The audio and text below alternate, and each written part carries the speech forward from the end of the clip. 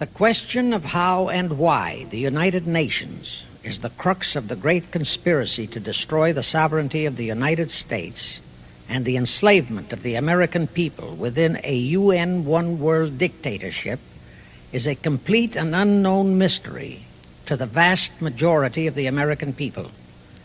The reason for this unawareness of the frightening danger to our country and to the entire free world is simple. The masterminds behind this great conspiracy have absolute control of all of our mass communications media, especially television, the radio, the press, and Hollywood.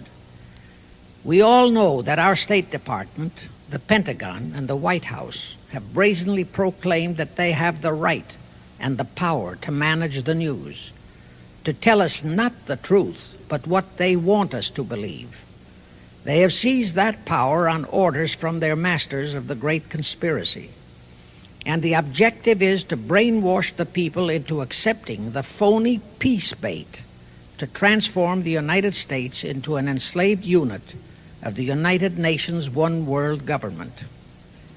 First of all, bear in mind that the so-called UN police action in Korea, fought by the United States, in which 150,000 of our sons were murdered and maimed, was part of the plot, just as the undeclared by Congress war in Vietnam, in which our sons are dying, is part of the plot, just as the plot against Rhodesia and South Africa, in which our sons will be dying, is part of the UN plot.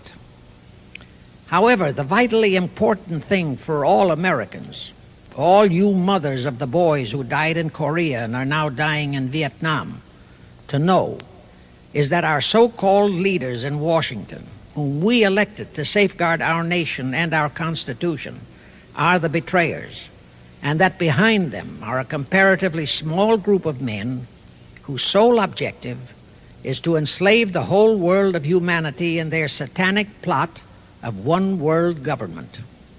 Now, in order to give you a very clear picture of this satanic plot, I will go back to its beginning, clear back in the middle of the 18th century, and name the men who put that plot into action, and then bring you down to the present, today's status of that plot. Now, as a matter of further intelligence, a term used by the FBI, let me clarify the meaning of the expression, "He is a liberal." The enemy, meaning the one-world conspirators, have seized upon that word liberal as a cover-up for their activities. It sounds so innocent and so humanitarian to be liberal. We'll make sure that the person who calls himself a liberal or is described as a liberal is not in truth a red. Now then, this satanic plot was launched back in the 1760s when it first came into existence under the name of the Illuminati. This Illuminati was organized by one Adam Weishaupt, born a Jew, who was converted to Catholicism and became a Catholic priest, and then, at the behest of the then newly organized House of Rothschild, defected and organized the Illuminati. Naturally, the Rothschilds financed that operation. And every war since then, beginning with the French Revolution, has been promoted by the Illuminati, operating under various names and guises. I say under various names and guises because after the Illuminati was exposed and became too notorious, Weishaupt and his co-conspirators began to operate under various other names. In the United States, immediately after World War I, they set up what they called the Council on Foreign Relations, commonly referred to as the CFR. And this CFR is actually the Illuminati in the United States. And its hierarchy, the masterminds in control of the CFR, to a very great extent are the descendants of the original Illuminati conspirators. But to conceal that fact, Most of them changed their original family names to American-sounding names. For example, the true name of the Dillons, Clarence and Douglas Dillon, once Secretary of the U.S. Treasury Department, is Lepowski. I'll come back to all this later. There is a similar establishment of the Illuminati in England, operating under the name of the British Institute of International Affairs. There are similar secret Illuminati organizations in France, Germany, and other nations operating under different names. And all these organizations, including the CFR, continuously set up numerous subsidiary or front organizations that are infiltrated into every phase of the various nations' affairs. But at all times, the operations of these organizations were and are masterminded and controlled by the internationalist bankers, who in turn were and are controlled by the Rothschilds. The details of how they accomplished the setting up of the CFR in the United States, as also in the other nations, are far too voluminous to be described in this dissertation. But you can find it complete in News Bulletin number 122, entitled UN is Spawn of the Illuminati, and News Bulletin number 123, entitled CFR Completely Unmasked as Illuminati. Both are published by the Cinema Educational Guild, Post Office Box 46205, Hollywood, California. You can get them for 50 cents per copy by writing to that address. Those news bulletins reveal the names of the original founders of the Illuminati and the Americanized names of their descendants in the present CFR. Now I'll go back to the activities of the original Illuminati conspirators. As revealed in News Bulletin number 122, one branch of the Rothschild family had financed Napoleon. Another branch of the Rothschilds, both branches the real masterminds of the Illuminati, financed Britain, Germany, and the other nations in the Napoleonic Wars. Immediately after the Napoleonic Wars, the Illuminati assumed that all the nations were so destitute and so weary of wars that they'd be glad for any solution. So the Rothschild stooges set up what they called the Congress in Vienna, and at that meeting they tried to create the first League of Nations, their first attempted one world government, on the theory that all the crowned heads of the European governments were so deeply in debt to them that they would willingly or unwillingly serve as their stooges. But the Tsar of Russia caught the stench of the plot and completely torpedoed it. The enraged Nathan Rothschild, then the head of that dynasty, vowed that someday he or his descendants would destroy the Tsar and his entire family. And his descendants did accomplish that very threat in 1917.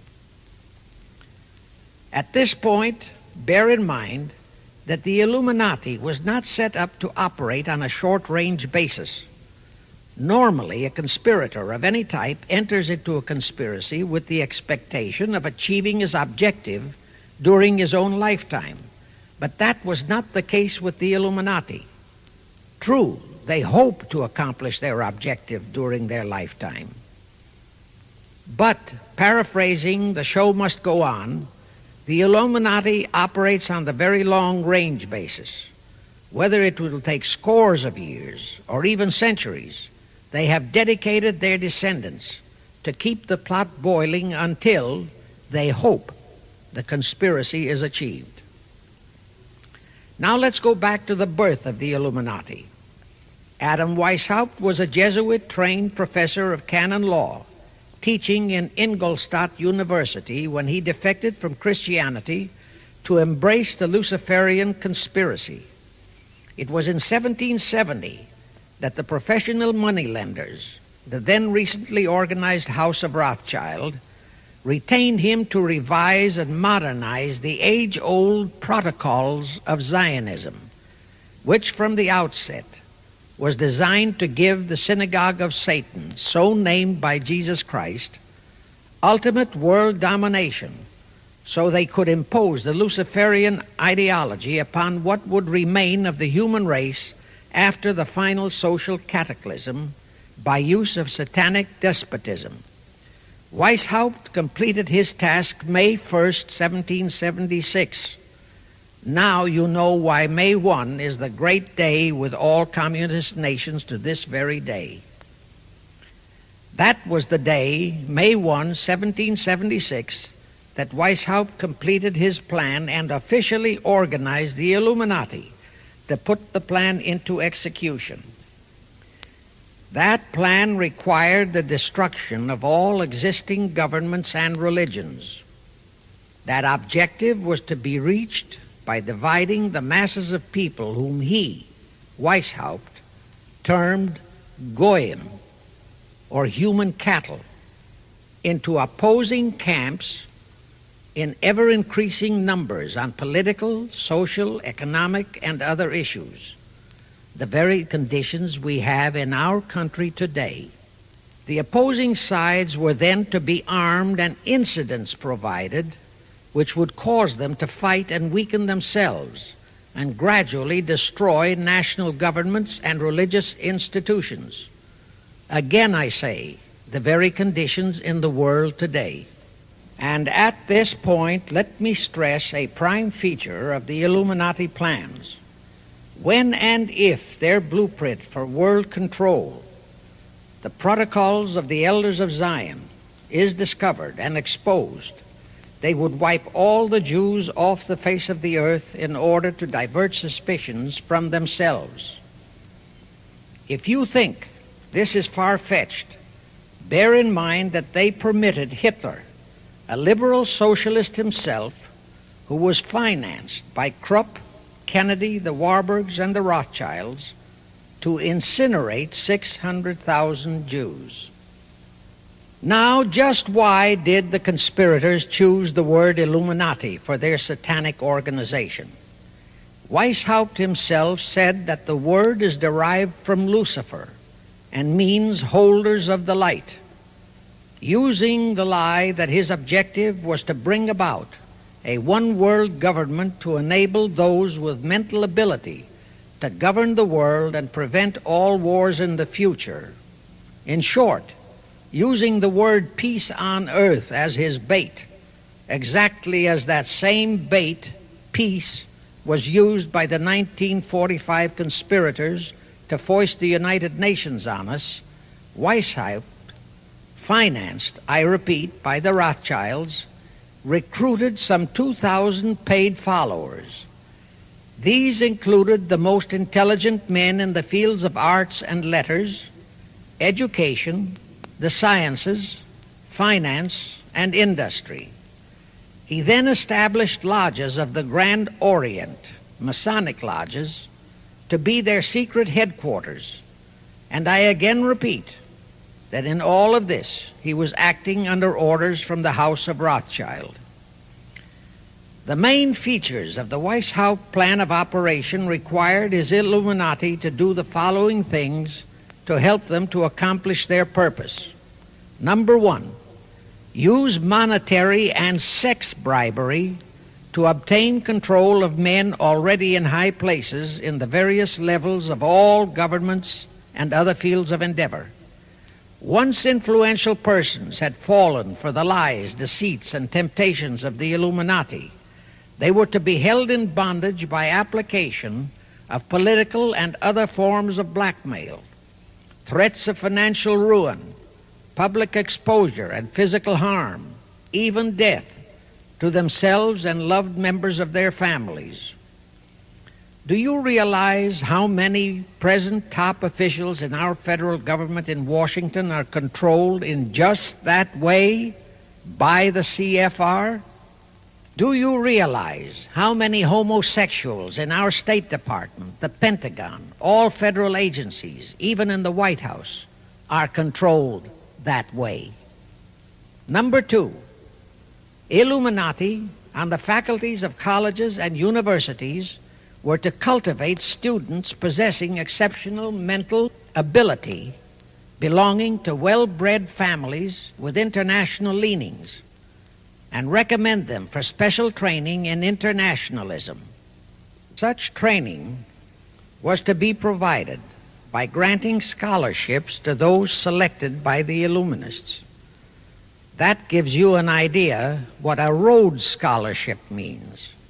It means indoctrination into accepting the idea that only a one-world government can put an end to recurring wars and strife.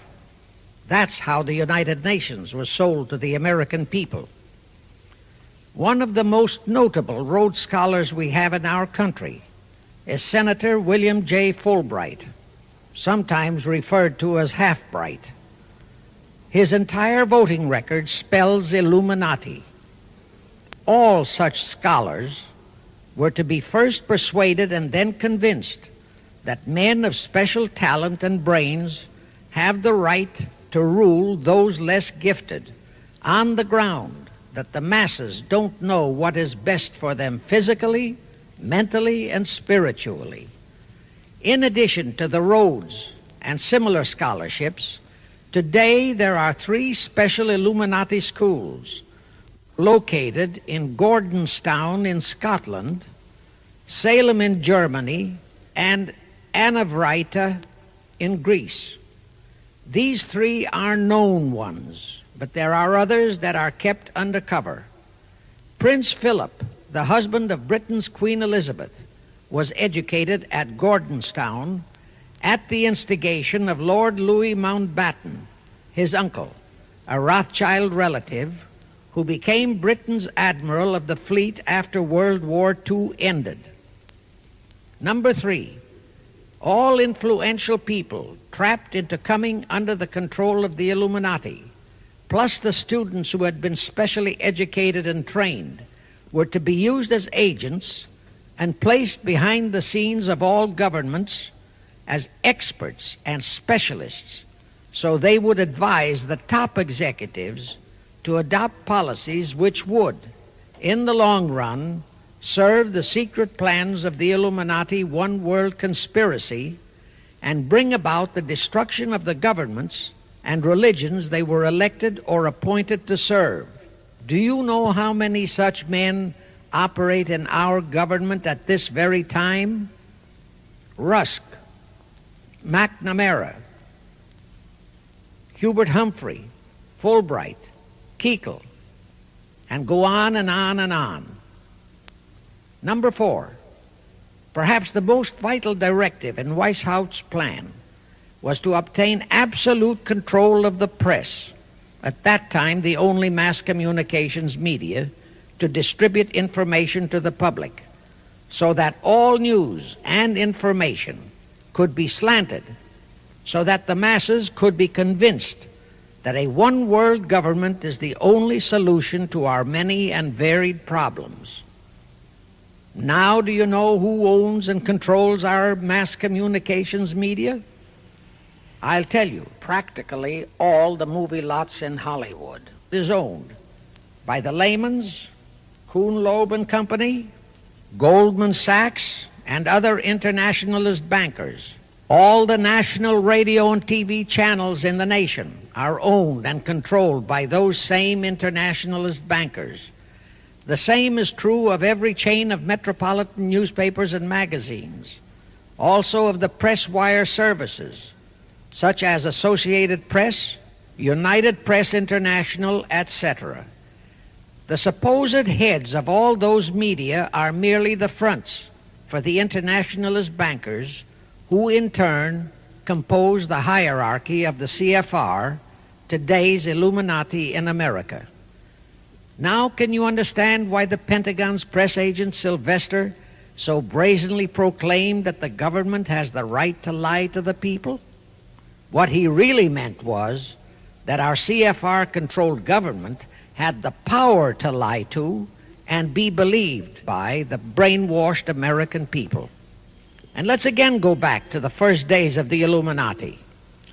Because Britain and France were the 2 greatest world powers in the late years of the 18th century, Weishaupt ordered the Illuminati to foment the colonial wars, including our Revolutionary War, to weaken the British Empire and organize the French Revolution to destroy the French Empire.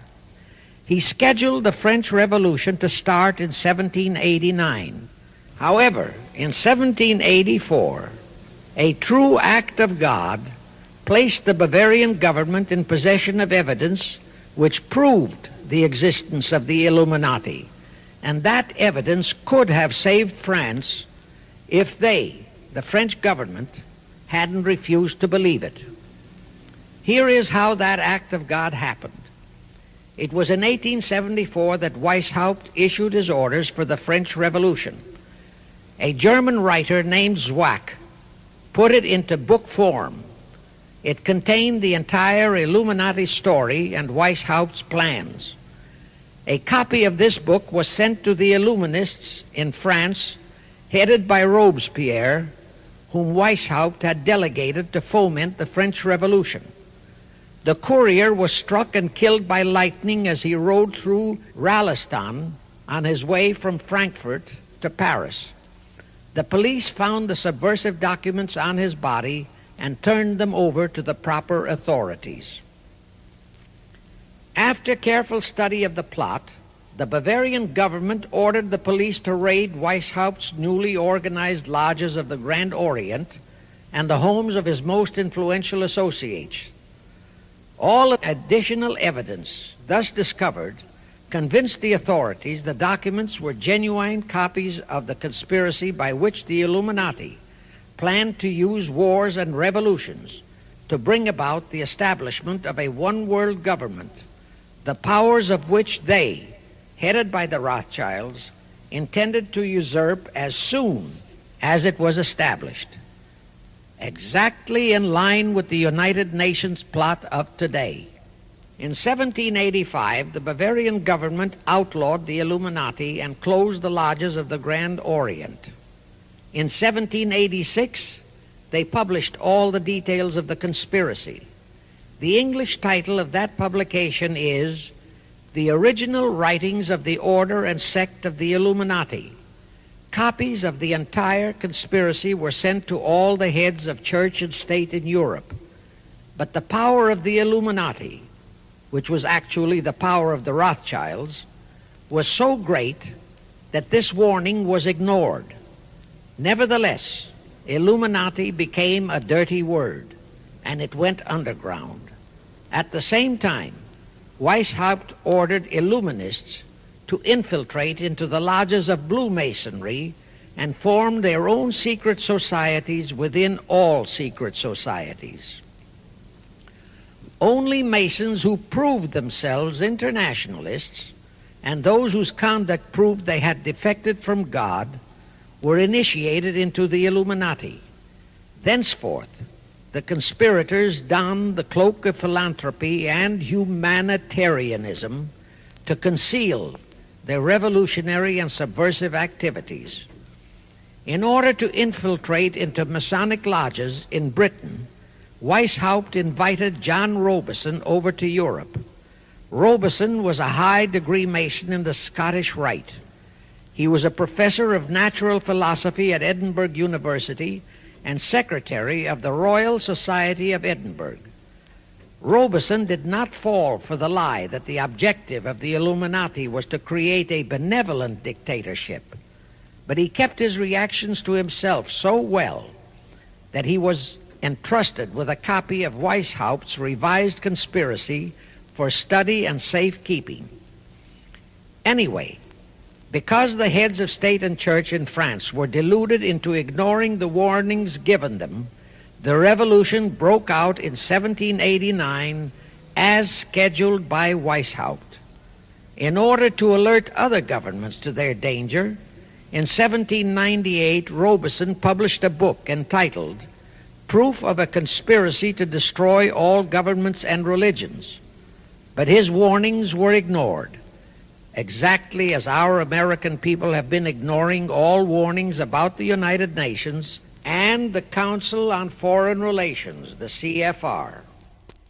Now here is something that will stun and very likely outrage many who hear this, but there is documentary proof that our own Thomas Jefferson and Alexander Hamilton became students of Weishaupt. Jefferson was one of Weishaupt's strongest defenders when he was outlawed by his government. And it was Jefferson who infiltrated the Illuminati into the then newly organized lodges of the Scottish Rite in New England. Here is the proof.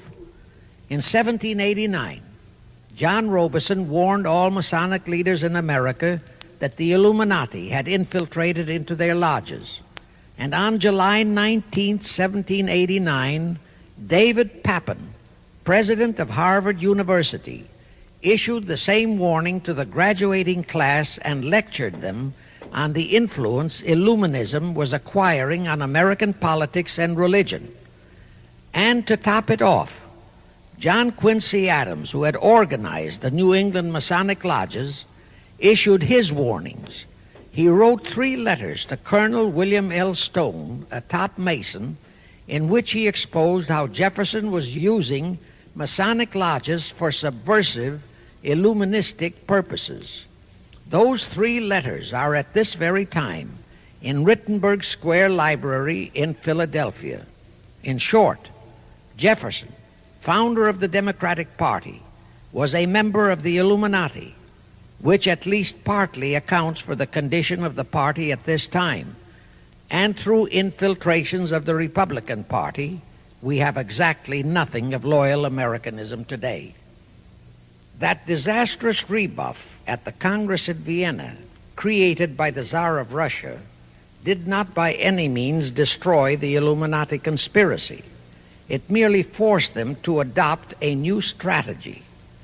Realizing that the one world idea was, for the moment, killed, the Rothschilds decided that to keep the plot alive, they'd have to do it by heightening their control of the money systems of the European nations.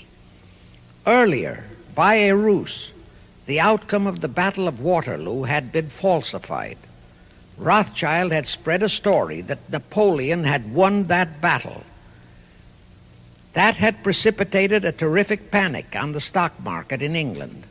All stocks had plummeted down to practically zero, and Nathan Rothschild bought all the stocks for virtually a penny on its dollar values. That gave him complete control of the economy of Britain and virtually of all Europe. So immediately after that Congress in Vienna had boomeranged, Rothschild forced Britain to set up a new Bank of England, which he absolutely controlled, exactly as later, through Jacob Schiff, he engineered our own Federal Reserve Act, which gave the House of Rothschild a secret control of the economy in the United States. But now for a moment, let's dwell on the activities of the Illuminati in the United States. In 1826, one Captain William Morgan decided it was his duty to inform all Masons and the general public what the full truth was regarding the Illuminati, their secret plans and intended objectives, also reveal the identities of the masterminds of the conspiracy. The Illuminati promptly tried Morgan in absentia and convicted him of treason. They ordered one Richard Howard, an English Illuminist, to carry out their sentence of execution as a traitor. Morgan was warned and he tried to escape to Canada, but Howard caught up with him near the border, near the Niagara Gorge to be exact, where he murdered him. This was verified in a sworn statement made in New York by one Avery Allen to the effect that he heard Howard render his report of the execution to a meeting of Knights Templars in St. John's Hall, New York. He also told how arrangements had been made to ship Howard back to England. That Allen affidavit is on record in New York City archives. Very few Masons and very few of the general public know that general disapproval over that incident of murder caused approximately half of all the Masons in the northern jurisdiction of the United States to secede. Copies of the minutes of the meeting held to discuss that matter are still in existence in safe hands, and that all that secrecy emphasizes the power of the masterminds of the Illuminati to prevent such terrible events of history from being taught in our schools. In the early 1850s, the Illuminati held a secret meeting in New York, which was addressed by a British Illuminist named Wright. Those in attendance were told that the Illuminati was organizing to unite the nihilist and atheist groups with all other subversive groups into an international to be known as communists. That was when the word communist first came into being, and it was intended to be the supreme weapon and scare word to terrify the whole world and drive the terrorized peoples into the Illuminati one world scheme. This scheme, communism, was to be used to enable the Illuminati to foment future wars and revolutions. Clinton Roosevelt, a direct ancestor of Franklin Roosevelt, Horace Greeley and Charles Dana, foremost newspaper publishers of that time, were appointed to head a committee to raise funds for the new venture. Of course, most of the funds were provided by the Rothschilds. And this fund was used to finance Karl Marx and Engels when they wrote Das Kapital and the Communist Manifesto in Soho, England. And this clearly reveals that communism is not a so-called ideology, but a secret weapon, a bogeyman word to serve the purpose of the Illuminati. Weishaupt died in 1830, but prior to his death he prepared a revised version of the age-old conspiracy, the Illuminati, which under various aliases was to organize, finance, direct, and control all international organizations and groups by working their agents into executive positions at the top. In the United States, we have Woodrow Wilson, Franklin Roosevelt, Jack Kennedy, Johnson, Rusk, McNamara, Fulbright, etc. as prime examples. In addition, while Karl Marx was writing the Communist Manifesto under the direction of one group of Illuminists, Professor Karl Ritter of Frankfurt University was writing the antithesis under direction of another group. The idea was that those who direct the overall conspiracy could use the differences in those two so-called ideologies to enable them to divide larger and larger members of the human race into opposing camps so that they could be armed and then brainwashed into fighting and destroying each other, and particularly to destroy all political and religious institutions. The work Ritter started was continued after his death and completed by the German so-called philosopher Friedrich Wilhelm Nietzsche, who founded Nietzscheism. This Nietzscheism was later developed into fascism and then into Nazism and was used to foment World Wars I and II. In 1834, the Italian revolutionary leader Giuseppe Mazzini was selected by the Illuminati to direct their revolutionary program throughout the world. He served in that capacity until he died in 1872. But some years before he died, Mazzini had enticed an American general named Albert Pike into the Illuminati. Pike was fascinated by the idea of a one-world government, and ultimately he became the head of this Luciferian conspiracy. Between 1859 and 1871, he, Pike, worked out a military blueprint for 3 world wars and various revolutions throughout the world, which he considered would forward the conspiracy to its final stage in the 20th century. Again, I remind that these conspirators were never concerned with immediate success. They always operated on a long-range view. Pike did most of his work in his home in Little Rock, Arkansas, but a few years later, when the Illuminati's lodges of the Grand Orient became suspect and repudiated because of Mazzini's revolutionary activities in Europe, Pike organized what he called the New and Reformed Palladian Rite. He set up 3 Supreme Councils, one in Charleston, South Carolina, one in Rome, Italy, and the third in Berlin, Germany. He had Mazzini establish 23 subordinate councils in strategic locations throughout the world. These have been the secret headquarters of the world revolutionary movement ever since. Long before Marconi invented radio, the scientists in the Illuminati had found the means for Pike and the heads of his councils to communicate secretly. It was the discovery of that secret that enabled intelligence officers to understand how apparently unrelated incidents, one such as the assassination of an Austrian prince at Sarajevo, took place simultaneously throughout the world, which developed into a war or a revolution. Pike's plan was as simple as it has proved effective. It called for communism, Nazism, political Zionism, and other international movements be organized and used to foment 3 global world wars and at least 2 major revolutions. The First World War was to be fought so as to enable the Illuminati to destroy Tsarism in Russia, as vowed by Rothschild after the Tsar had torpedoed his scheme at the Congress in Vienna, and to transform Russia into a stronghold of atheistic communism. The differences stirred up by agents of the Illuminati between the British and German empires were to be used to foment this war. After the war would be ended, communism was to be built up and used to destroy other governments and weaken religions. World War II, when and if necessary, was to be fomented by using the controversies between fascists and political Zionists.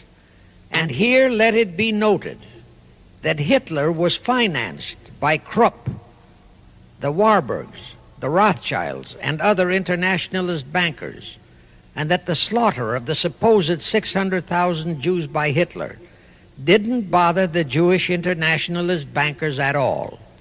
That slaughter was necessary in order to create worldwide hatred of the German people and thus bring about the war against them.